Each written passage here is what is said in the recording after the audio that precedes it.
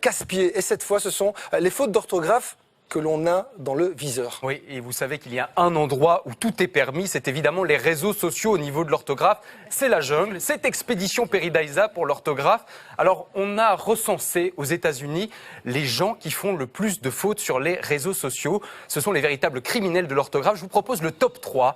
Il y a Snoop Dogg, Justin Bieber, Nicki Minaj, avec, selon le site Grammarly, 35 fautes d'orthographe tous les 100 mots. C'est absolument énorme.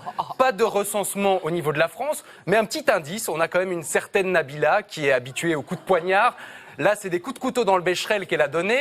Et désolé, mais on ne va pas en prison pour avoir poignardé quelqu'un. Va plus grave dans la vie, ça arrive, ce genre de choses.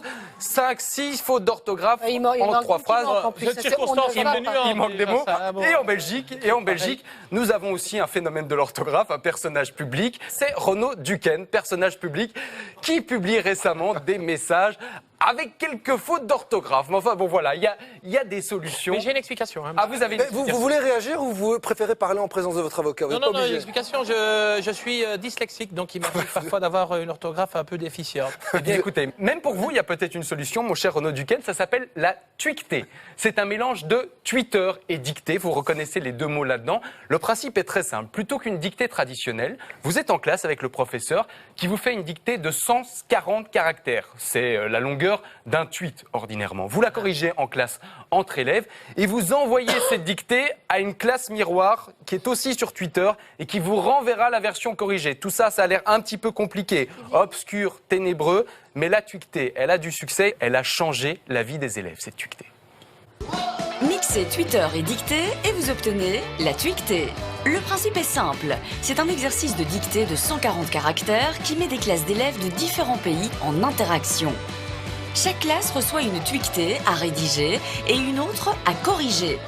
D'abord, la twictée elle a été créée par quelques enseignants. Via Twitter, ils ont décidé de pousser les enfants à créer des outils pour se corriger d'une école à l'autre. Cette fois-ci, nos élèves de première et deuxième primaire de l'Athénée Royal de Thoin partagent et corrigent les dictées avec une école française et une école du Sahara.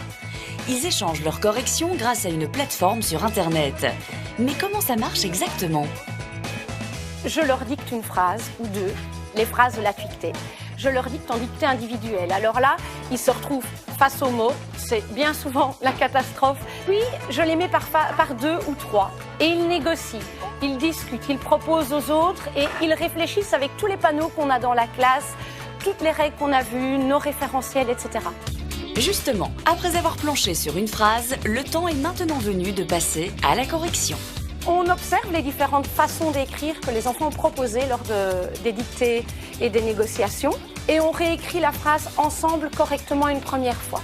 Ensuite, on passe à la phase où les enfants travaillent eux-mêmes. Ils doivent déplacer les différents hashtags. Ces hashtags s'appellent des tweeties. Ils représentent les erreurs commises dans la dictée. Ils sont envoyés sous forme de tweets aux autres écoles.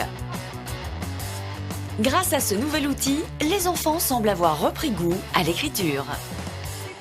On écrit bien, c'est plus facile que le dictée normal. J'adore écrire parce que j'aime bien. J'apprends mieux quand je discute avec mes camarades.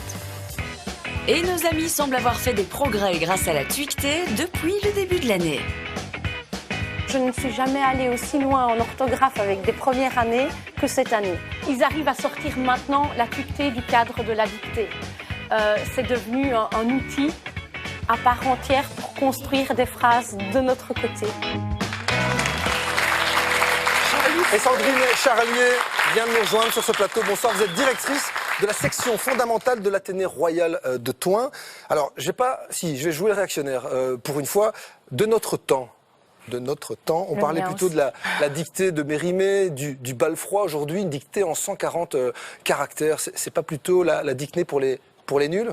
On n'a pas spécialement 140 caractères, mais par contre, on essaye que les enfants respectent le canevas systématiquement avec les balises, avec les 140 caractères qui limitent la production des toutis. Voilà. Avant d'aller plus loin, pour un peu expliquer aussi à nos téléspectateurs ce qui est en train de se passer, vous avez une feuille retournée sur votre table. On est censé faire une petite expérience de dictée autour de la table et il y a Renaud Duquesne qui s'énerve déjà, et qui essaye de regarder, et qui essaye de gratter, de voir à travers. Ne trichez pas, de toute façon, vous l'avez dit, vous êtes dyslexique, tout est excusable. Ouais, moi aussi, je suis dyslexique, vous aussi, on l'est tous. Allez-y, Thibaut. Non, mais la dyslexie est un vrai problème. Juste pour remettre les choses dans leur contexte, c'est Régis Forgione et monsieur Hobart, Fabien Hobart, deux conseillers pédagogiques qui avaient inventé la tuileté à l'époque.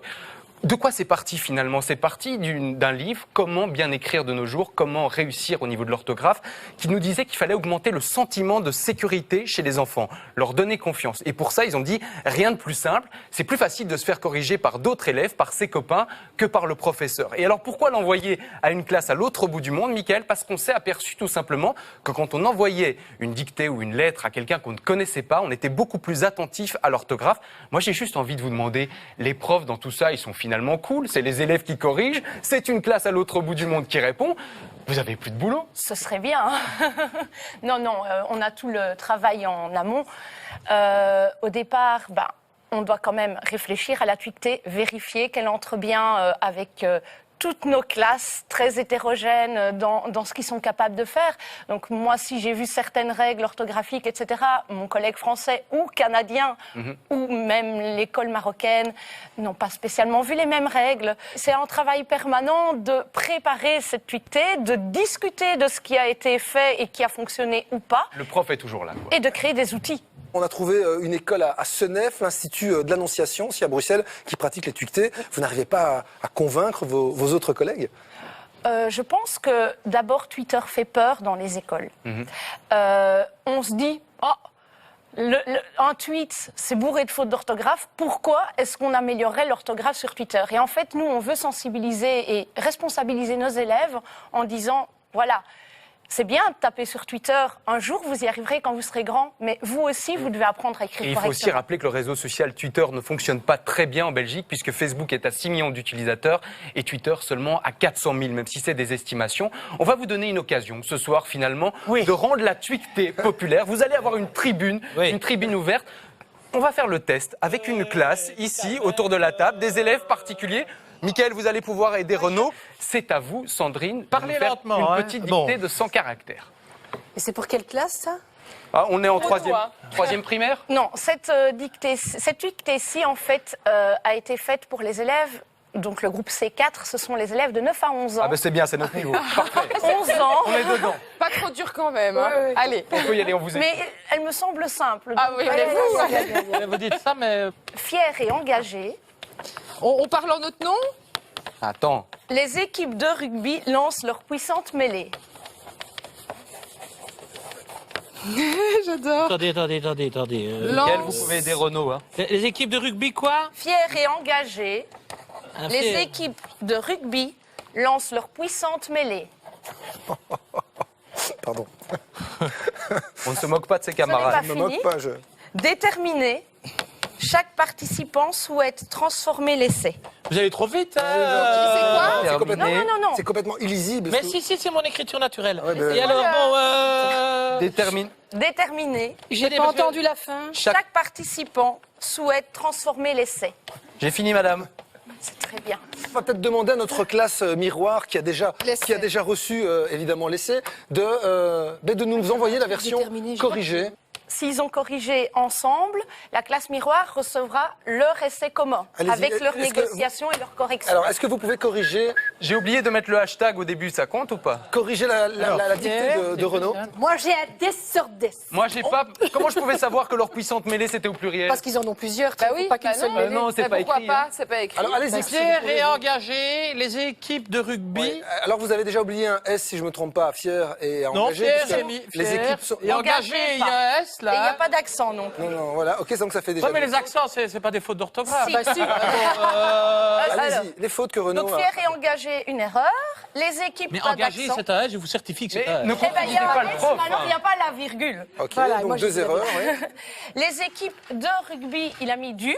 Donc ce sera Non, un mot. mais c'est deux, ça. Oh non, vous êtes de Un mot mauvaise foi. erroné, vous êtes de mauvaise foi là sur le coup. Puissante, c'est C'est bon. illisible. Mais c'est bon.